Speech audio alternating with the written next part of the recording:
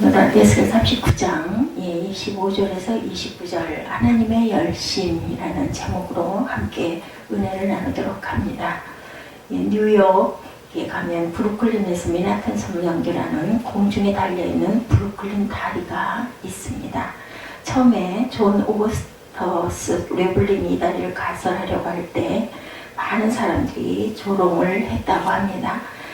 그러나 그는 계획을 세웠고 열심히 공세를 진행하다가 그만 사고로 죽고 그 아들 워싱턴 레블린이 맡아 일을 하다가 불구가 되었지만 중단하지 않고 브루클린에 있는 자기 아파트에서 망원경으로 다리 공사를 지켜보며 일일이 지시를 하고 감독해서 드디어 14년 뒤인 1883년 아름다운 다리가 완공되었다고 합니다. 아버지가 돌아가시고 아들이 또 하다가 그 다리를 다쳐서 직접 끝까지 참여를 하지 못했지만은 일일이 지시를 해서 결국 14년이 걸려서 1884년 아름다운 다리가 완공되었다고 하죠. 한 사람의 그 열심이 그런 위대한 작품을 만들어냈다는 것입니다. 우리는 그보다 훨씬 더 경이롭고 위대한 결심을 본문에서 찾아볼 수 있습니다. 죄로 인해 죽을 수밖에 없는 인간을 구원하기 위해 구원의 계획을 세우시고 수천 년에 걸쳐서 그 계획을 진행시키시고 마침내 독생자 예수 그리스도를 세상에 보내셔서 인류를 구원하시고 또한 부활의 영광을 차지하게 하신 하나님의 사랑, 그리고 예수 그리스도의 그 보혈의 피, 고난을 우리들이 항상 감사하면서 살아야 할 줄 압니다. 특히 사순절 기간이죠. 더 깊이 하나님의 사랑과 주님의 고난에 동참하시는 그러한 복되고 거룩한 하루하루 되시기를 주님의 이름으로 축복합니다. 바로 이런 하나님의 열심에 관한 기록이 성경에 가득 차 있죠. 끝까지 인간을 향해 찾아가시고 사랑하시고 용서하시고 회복시키시고 이러하신 하나님의 열심이 성경 속에 가득 증거되고 있습니다. 오늘의 본문도 바로 그런 내용 중에 한 부분인데 하나님을 반역하고 범죄함으로 바벨론에 끌려간 이스라엘 백성을 불쌍히 여기서 건지시려는 하나님의 열심이 본문에 나타나 있죠. 25절에 내가 이제 내 거룩한 이름을 위하여 열심을 내어 야곱에 사로잡힌 자를 돌아오게 하며 이스라엘 온 족속에게 긍휼을 베풀지라 이렇게 선포하십니다. 하나님께서 한번 열심을 내시면 일이 시작되고 사건이 벌어지고 아름다운 결과가 이루어집니다. 하나님의 열심, 그 열심은 어떤 열심인가 우리 한번 생각해 보겠습니다. 하나님의 열심은 회복시키시는 열심이죠. 25절에 내어 야곱의 사로잡힌 지를 돌아오게 하며 25절에 이렇게 증거하죠. 돌아오게 하는 열심, 회복시키시는 열심입니다. 포로 생활의 고향으로 돌아갈 가능성은 전혀 보이지 않고 절망 가운데 빠져 있는데 그들에게 소망의 소식이 전달이 되죠. 하나님께서 열심을 내어 그들을 돌아오게 해주시겠다는 거죠. 본문 25절에 내가 그들을 모아 고토로 돌아오게 하겠다 이렇게 말씀을 합니다. 모아는 원어로 카나스인데 모은다. 어머니가 아이를 자기 가슴에 품고 손으로 감싸 안는다. 이러한 그 의미를 가지고 있습니다. 가끔 사고 중에 어머니가 아기를 보호하기 위해서 자기는 죽고 아기는 살아있는 경우가 가끔 있습니다. 2차 대전의 한창일 때 태평양을 순항하고 있던 수송선단이 있었는데 갑자기 무선 연락이 왔다고 그래요. 급하게 모든 수송단을 어떤 지점으로 가서 한 대의 구축함을 둘러싸라는 명령이었다고 그러죠. 영문도 모른 채 수송단은 열심히 배를 몰고 구축함을 포위했습니다. 얼마 후에야 그 이유를 알게 되었는데 그 구축함 안에는 시간을 다투는 큰 수술을 받을 환자가 있었고 파도가 너무 심하기 때문에 방파제 역할을 해야 할 그런 필요가 있어서 배로 수송선들로 그 배를 둘러싸게 해서 방파제 구실하게 하고 무사히 수술을 마쳤다는 그런 이야기는 한 생명을 구하기 위해 많은 사람이 동원되었다. 그래서 우리가 항상 하나로 뭉쳤을 때 어떤 좋은 결과를 이루어낼 수가 있죠. 여호와 하나님께서는 자기 백성을 감싸 안으시고 안전하게 다시 고향으로 돌아가게 해주시겠다는 말씀입니다. 지금도 하나님은 우리 한 사람을 구원하기 위해서 참 성도를 만들기 위해서 수많은 일을 지금도 하고 계십니다. 나 한 사람을 바로 세우기 위해서 많은 사람들을 동원하시기도 하시죠. 지금도 우리를 회복시키기 위해서 열심히 일을 하고 계십니다. 여러분들과 전 어떤 종류의 고난을 경험하고 계십니까? 네, 다들 어려움이 있습니다. 비록 살아가기가 힘들고 절망 가운데 있을지라도 눈을 들어서 우리를 회복시키시려는 하나님의 열심을 바라보시고 용기를 내시기 바랍니다. 칠레에 가면 도로 작업을 하는 구간은 반드시 이런 글이 써 있다고 합니다. 조금만 참으십시오. 우리가 숨과 불에 열심히 일하고 있습니다. 이런 팻말이 항상 세워져 있다고 합니다. 우리 하나님도 우리를 향해서 지금 내가 너희를 위하여 열심히 일하고 있으니 조금만 참고 기다려라. 잠잠히 참아 기다려라. 여호와를 기뻐하라. 자기 마음의 소원을 이루어 주시리라. 시편 37편 4절에도 이렇게 증거하고 있죠. 우리에게 말씀하고 계십니다. 우리는 하나님의 열심을 이루실 것을 믿고 하나님의 때를 기다리십시다. 이스라엘을 회복시키신 하나님께서 성도들의 모든 상황을 회복시켜 주실 것을 믿습니다. 두 번째, 하나님의 열심은 회개를 이루게 하는 열심이다. 하나님은 이스라엘을 회복시켜 주실 것인데 그 회복시키시는 이유가 여기에 기록되어 있죠. 바로 이스라엘로 하여금 그 마음이 하나님께로 돌아오시도록 하기 위하여, 다른 말로 말하면 회개하게 하기 위하여 그들로 하여금 이스라엘 옛 땅으로 돌아오게 하신다는 말씀입니다. 성도들 가운데 몇 가지 부류의 사람들이 있죠. 첫째, 채찍을 들여서 때려야 하나님 앞에 나오는 사람이 있고, 둘째는 매를 들기 전에 이미 빨리 깨닫고 하나님 앞으로 다가서는 사람도 있습니다. 기특하죠, 하나님 보시기에. 셋째, 매를 때려도 전혀 깨닫지 못하고 미동도 하지 않는 그런 사람도 있습니다. 그런 사람은 절망이죠. 저와 여러분 어떤 부류에 속합니까? 하나님의 음성을 듣고 어려운 고난이 있거나 힘든 일이 생기면 하나님이 나를 깨닫게 하시려고 이렇게 하시는구나 라는 것을 느끼십니까? 그렇게 하고 하나님 전에 와서 주님 앞에 무릎을 꿇으시는 하나님 보시기에 겸손한 저와 여러분 되시기를 주님의 이름으로 축복합니다. 하나님께서는 이렇게 여러 가지 채찍을 사용하십니다. 그러나 가장 수준 높게 회개케 하는 방법은 오히려 잘 대해주시는 방법도 있죠. 예수님은 갈릴리 바다에서 당신을 3번씩이나 부인했던 베드로를 만나주시죠. 예수님은 베드로를 책망하거나 꾸짖지 않고 오히려 먹을 것을 주시죠. 밥을 주시고 고기를 구워주시고 떡을 구워주셨습니다. 그리고 책망 대신에 내가 나를 사랑하느냐, 요한복음 21장이죠. 유명한 말씀 3번 물어보시죠. 채찍질하지 않아도 베드로의 마음속에는 깊은 회개가 이루어지고 있습니다. 민망스럽고 죄송스럽고 자꾸 반복해서 물어보실수록 너무너무 죄스럽죠. 탕자가 돌아왔을 때 아버지는 책망하지 않고 오히려 좋은 옷을 입혀주고 신을 신겨주고 가락지를 끼워주신 것 여러분들 아십니다. 이런 아버지가 베풀어 주신 놀라운 은혜를 받으면서 탕자의 마음속에는 이런 마음이 생겼을 것입니다. 왜 내가 이 좋은 아버지 집을 떠나갔던가, 다시는 나가지 말아야지 이런 생각이 나겠죠. 하나님은 바로 이런 효과를 노리시고 이스라엘 백성들에게 복을 주신 것이죠. 예를 들면 한 학기가 맞춰졌는데 아들이 성적표를 가지고 왔는데 성적이 엉망입니다. 그래도 한 학기 동안 수고했다.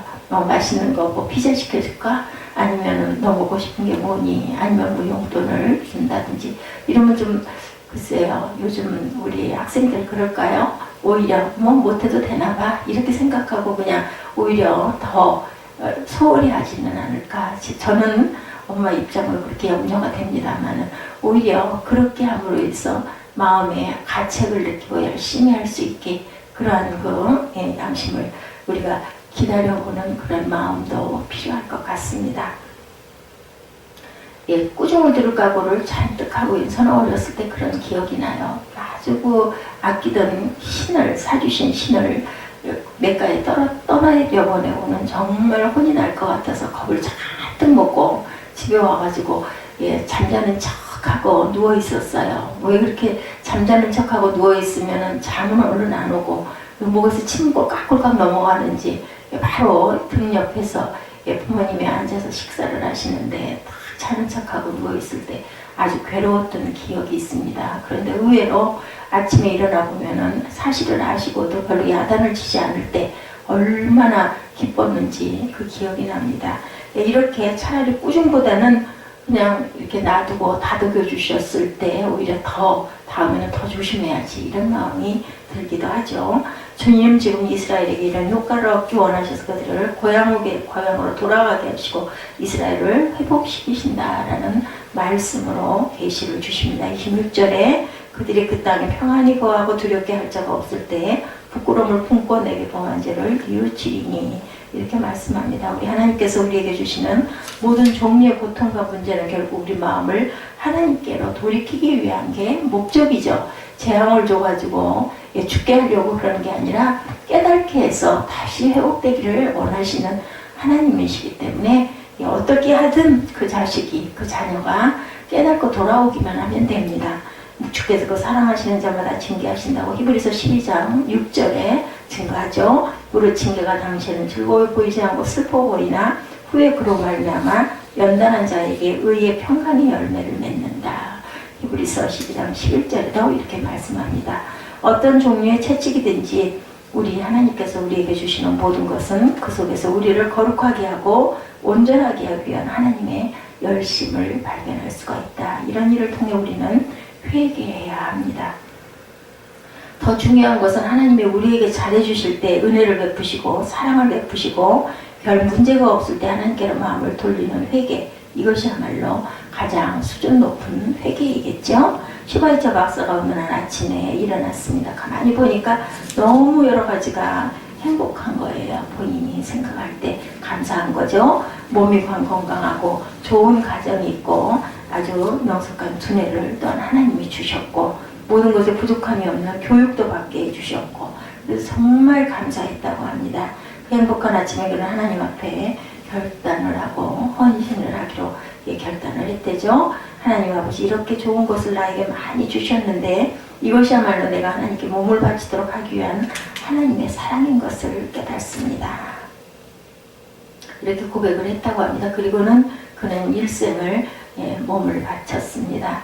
정확하게 그 아침으로부터 계산해서 10년 뒤 슈바이처 박사는 아프리카로 가는 배에 몸을 싣습니다. 위대한 선교사 슈바이처가 탄생하게 되었던 것이죠. 우리는 하나님의 많은 은혜를 체험했습니다. 이 은혜는 우리의 마음을 하나님께 돌려놓기 위한 하나님의 사랑의 열심이라는 것을 우리가 깨달아야 할 것입니다. 하나님의 사랑을 느낄 때마다 그 사랑에 대한 가장 좋은 반응, 내 마음을 하나님께로 돌리는 것입니다. 하나님의 사랑을 깨닫고 우리 마음을 하나님께 돌리는 복된 저와 여러분 되시기를 주님의 이름으로 축복합니다. 세 번째, 하나님의 열심은 세계 구원을 위한 열심입니다. 하나님이 이스라엘을 회복시키고 복을 주시는 이유가 바로 여기에 있죠. 27절을 보면 내가 그들을 만국 중에서 돌아오게 하고 적국 중에서 모아내어 열국 목전에서 그들로 하여금 나의 거룩함을 나타내는 것이다. 이스라엘은 원래 하나님께서 세계를 구원하기 위해서 예비한 구원의 도구이죠. 하나님 앞에 바로 살지 못하니까 포로가 되게도 하십니다. 그러나 다시 그들을 회복시키셔서 이스라엘 땅으로 돌아오게 하심으로 그들을 통해 세계를 구원하고 하나님의 거룩한 이름을 만민에게 떨치도록 하십니다. 하나님이 왜 우리에게 여러 가지를 경험하게 하셨을까요? 그것을 통해서 우리로 하여금 거룩하심을 드러내는 삶을 살게 하기 위해서 지금도 우리에게 여러 가지 경험을 하게 하십니다. 얼마 전 기독교 방송에서 한 사람이 이런 간증을 하는 걸 들어봤습니다. 이 사람은 원래 정계에 그 몸을 담고 있었던 분이었는데 어느 날 자기 아들이 정신병에 걸리고 말았어요. 온통 자기의 마음이 아들을 치유하겠다는 그런 마음으로 충만해졌다고 합니다. 결국 10년 동안 그런 세월을 낭비해야 했다고 합니다. 그러나 그 기간 동안에 그의 마음은 세상으로부터 하나님께로 돌아갔다고 그래요. 아들을 치료하려고 하다 보니 얼마나 마음으로 간절하게 기도를 했겠습니까? 그래서 세상적인 모든 것이 다 부질없고 아들만 낳았으면 하는 간절함이 있었겠죠. 10년 뒤 그 아들이 어느 날 갑자기 낳았다고 합니다. 아들이 낳고 난 다음에 비로소 이 사람은 하나님의 사랑의 음성을 들을 수가 있었다고 그래요. 이런 고통을 주신 것은 바로 자기로 하여금 수많은 정신장애자들을 사랑하고 그들을 치료하며 그들을 돕게 하기 위한 하나님의 뜻으로 분명히 깨닫게 되었다고 합니다. 지금도 그런 정신장애자들을 위해서 열심히 사역을 하고 있다고 이렇게 간증을 하는 얘기를 들어봤습니다. 내 인생의 모든 사건들을 선교적으로 하나님께서 나에게 큰 기회를 주시려고 이런 고난을 겪게 하신다. 그리고 여기서 깨달은 것으로 주변 많은 사람들에게 사랑을 베풀어주고 고침을 주려고 내게 이런 경험을 주셨다라는 마음으로 차원을 조금 더 높여서 이렇게 해서 주변에 많은 이웃들에게 빛과 소금이 되시는 저와 여러분 되시기를 주님의 이름으로 축복합니다. 실패를 경험하게 하시는 것도 그 실패에서 우리를 회복시키시고 누군가를 구원하게 하시려는 놀라운 구원의 의도가 있으시다는 것을 깨달으십시다. 하나님은 사도 바울을 빌립보 감옥에 들어가게 하시죠. 바울이 고생한 것이 고통을 당하면서 빌립보 감옥에 있는 간수를 감동으로 구원하게 됩니다. 하나님은 간수를 구원하기 위해서 사도 바울을 감옥으로 보내기도 했다. 이런 모든 사사로운 일들까지도 그 배후에는 우리를 통해 사람을 구원하시려는 하나님의 섭리가 있다는 사실을 꼭 기억하시기 바랍니다. 코리된 분녀서 하루는 갑자기 아르헨티나로 여행하고 싶은 마음이 생깁니다. 급하게 비행기표를 준비하고 아르헨티나에 알고 있는 유일한 사람인 어느 선교사에게 정보를 보냈습니다. 공항에 자기를 좀 데리러 나와 달라고 부탁을 하죠. 그리고는 도착을 합니다. 그런데 공항에서 그는 선교사가 약속했던 선교사님은 나오지를 않았다고 그래요. 한참을 기다리는데 지나간 어떤 사람이 자기에게 인사를 합니다. 누구를 기다리십니까? 어떤 아무리 선교사를 기다리는데 하고 대답을 했더니 그 사람은 얼마 전에 돌아가셨습니다. 가실 곳이 계십니까? 저는 갈 데가 없습니다. 그러면 제 친구를 소개시켜 드리겠습니다. 모르는 분이 이렇게 인사를 하면서 이렇게 연결이 됐다고 그러죠. 독신인 여자 의사가 혼자 병원을 하고 있는데 그분 병원에 가면 빈 병상이 많이 있습니다. 거기서 며칠 쉬다 가시죠. 하고 소개를 받고 그곳에 갔다고 합니다. 그런데 그날 저녁에 그가 숨이 넘어가고 있는 위급한 환자를 만나게 됩니다. 말을 알아듣지 못하기 때문에 글로 써서 그의 눈앞에 비추어 주었습니다. 예수를 믿으십니까? 아니요. 내가 예수님에 대해 말씀해도 괜찮겠습니까? 그는 이렇게 복음을 전하기 시작을 합니다. 간단하게 복음을 전하고 자기의 방으로 돌아갔습니다. 아침 일찍 그 병실에 다시 왔을 때 그 사람은 이미 숨이 져 있었다고 그러죠. 그러나 한 장의 종이를 남기고 돌아갔다고 합니다. 나는 처음으로 예수님을 영접했다. 하나님이 나를 위하여 그 사람을 보내신 것을 참으로 감사한다. 이런 그 편지가 써 있었다고 합니다. 한 사람의 구원을 위해서 우리 인생을 이렇게 진행시키고 계신다는 것, 나 한 사람 때문에 또 다른 사람을 구원하기 위해서 나를 쓰고 계신다는 것을 깨닫고 그것을 감사하며 우리가 그 기회를 하나님이 주시는 중요한 시간으로 생각하고 거룩하게 사용하시는 저와 여러분 되시기를 주님의 이름으로 축복합니다. 기도하시겠습니다.